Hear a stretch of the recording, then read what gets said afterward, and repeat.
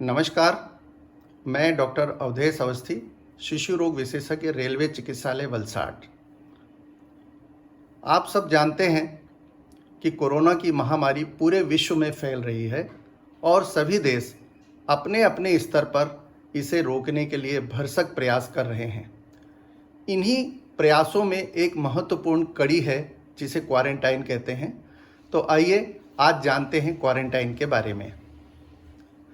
Quarantine का शाब्दिक अर्थ है संगरोध, अर्थात ऐसा व्यक्ति जो कि बीमार नहीं है किंतु किसी बीमार व्यक्ति के संपर्क में आया है, कोविड रोगी के संपर्क में आया है, तो ऐसे व्यक्ति को जब हम अलग रखते हैं यह देखने के लिए कि उसमें कोई बीमारी के लक्षण तो डेवलप नहीं हो रहे हैं और अन्य व्यक्तियों में बीमारी न फैले, तो इस प्रकार जब ऐसे व्यक्ति को अलग रखा जाता है तो उसे क्वारंटाइन कहते हैं। क्वारंटाइन शब्द हमारे लिए नया नहीं है। इसकी उत्पत्ति हुई है क्वारांटो शब्द से, जिसका अर्थ होता है 40 दिन।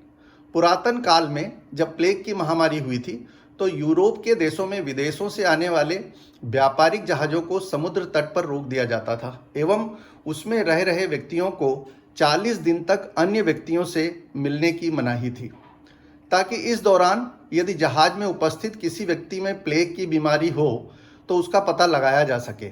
ऐसा माना जाता था कि प्लेग के लक्षण पैदा होने से लगाकर मृत्यु तक कुल 40 दिन का समय लगता था। तो इस प्रकार क्वारांटो शब्द से क्वारंटाइन शब्द की उत्पत्ति हुई। अब किन व्यक्तियों को क्वारंटाइन किया जाना चाहिए? ऐसा व्यक्ति या व्यक्तियों का समूह जो किसी कोविड पेशेंट के सीधे संपर्क में आए हों बिना किसी प्रोटेक्शन के, या फिर किसी ऐसे वातावरण में रहे हों जहां पर कि कोविड का रोगी रहा हो, जैसे कि कार्यस्थल, क्लासरूम, शादी विवाह का समारोह, शव यात्रा आदि अटेंड की हो, या फिर किसी सहयात्री के साथ 1 मीटर से कम दूरी रखकर यात्रा की हो एवं वह व्यक्ति बाद में कोरोना वायरस पॉजिटिव पाया गया हो, या फिर व्यक्ति ने कोई अंतर्राष्ट्रीय यात्रा की हो, तो ऐसे सभी व्यक्तियों को क्वारंटाइन करने की आवश्यकता होती है। अब ये जितने भी व्यक्ति क्वारंटाइन किए जाने हैं ये 2 तरह के होते हैं। एक जिन्हें हम हाई रिस्क कैटेगरी में रखते हैं और दूसरे जिनमें तुलनात्मक रूप से रिस्क कम होती है। ज़्यादा रिस्क उन व्यक्तियों में होती है जो कोविड रोगी के सीधे संपर्क में आते हैं, या फिर किसी कोविड रोगी के साथ घर में रहने वाले जो व्यक्ति हैं उन्होंने यदि नियमों का पालन नहीं किया है, या फिर कोविड रोगी से 3 फीट से कम दूरी पर कोई व्यक्ति संपर्क में आया हो, या आपने किसी ऐसे सहयात्री के साथ 6 घंटे से ज़्यादा यात्रा की हो एवं साथ में बैठने की दूरी 3 फीट से कम हो एवं बाद में उसका टेस्ट पॉजिटिव पाया गया हो, या फिर कोई कोविड रोगी के किसी बॉडी फ्लूइड, खून, लार, मल एवं श्वसन तंत्र से निकले द्रव्य पदार्थ के संपर्क में कोई व्यक्ति आया हो, तो ऐसे सभी व्यक्ति हाई रिस्क श्रेणी में आते हैं। कम रिस्क उन व्यक्तियों को होती है जो रोगी के सीधे संपर्क में नहीं आते किंतु उन स्थलों का उपयोग करते हैं जहां पर कि कोविड का रोगी रहा हो, जैसे कि स्कूल, कार्यस्थल आदि, या फिर ऐसे वातावरण में यात्रा की हो जहां कोविड-19 पॉजिटिव व्यक्ति रहा हो, जैसे कि बस, ट्रेन, फ्लाइट, लेकिन उनका कोई सीधा कोविड के रोगी से संपर्क नहीं हुआ हो। कोविड रोगी उसे कहते हैं जिस व्यक्ति की लेबोरेटरी टेस्ट कोविड की पॉजिटिव आई हो, भले ही उसमें बीमारी के लक्षण ना हो। अब क्वारंटाइन और आइसोलेशन, ये 2 शब्द बहुतायत में इस्तेमाल में आते हैं। आइए जानते हैं दोनों में अंतर क्या है। क्वारंटाइन एवं आइसोलेशन दोनों का ही उपयोग बीमारी को रोकने, फैलने से किया जाता है।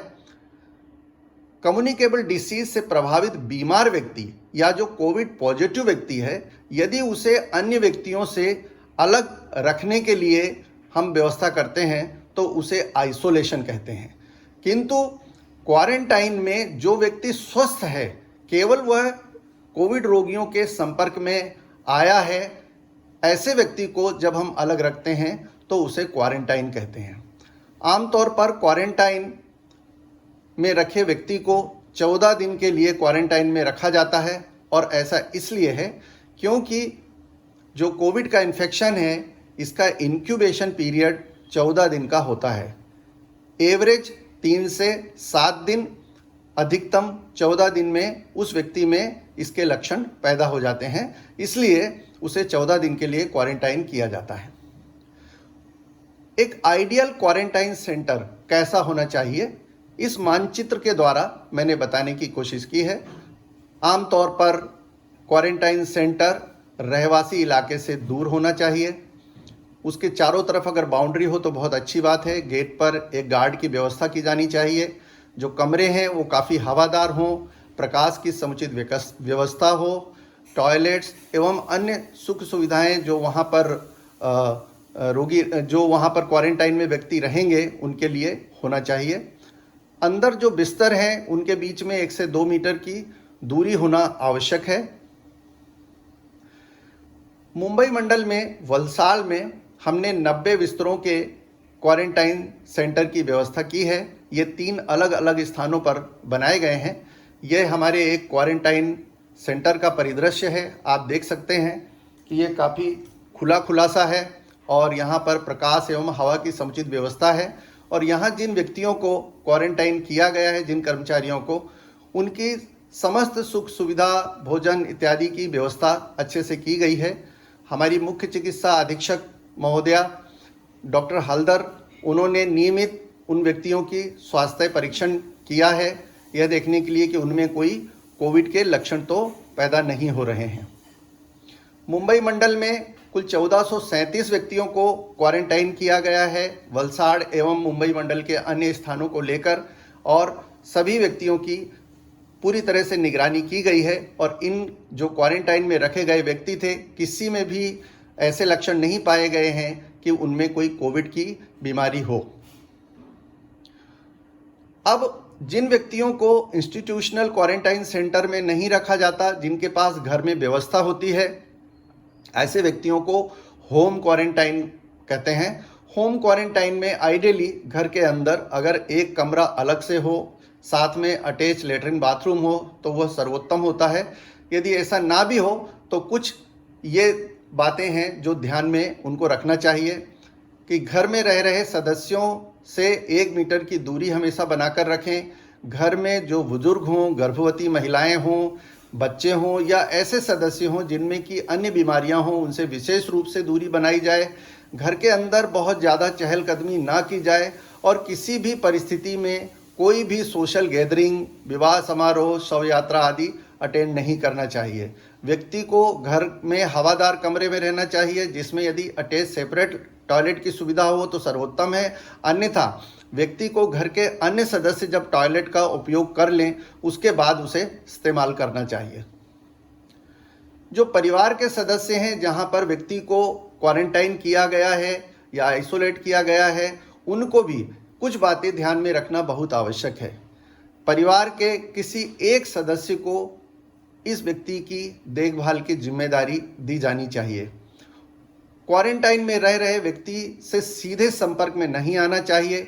उसके द्वारा उपयोग में लाई गई किसी भी वस्तु को घर के अन्य सदस्यों द्वारा उपयोग में नहीं लाया जाना चाहिए। होम क्वारंटाइन में रह रहे व्यक्ति के कपड़ों को हटाते समय व्यक्ति के कमरे की सतह को साफ करते वक्त डिस्पोजेबल ग्लोव्स का उपयोग करना चाहिए एवं जो भी कमरे की सतहें हैं, टेबल, कुर्सी, खिड़की के पल्ले, इन सभी को हाइपोक्लोराइड घोल से बार बार साफ करना चाहिए। और यदि इस दौरान बीमार व्यक्ति से मिलने के लिए लोग आना चाहते हैं तो क्षमापूर्वक उन्हें मना करना चाहिए। क्वारंटाइन सेंटर में व्यक्ति की अच्छे से देखभाल यदि की जाए तो उसका डर समाप्त हो जाता है और डर के आगे जीत है।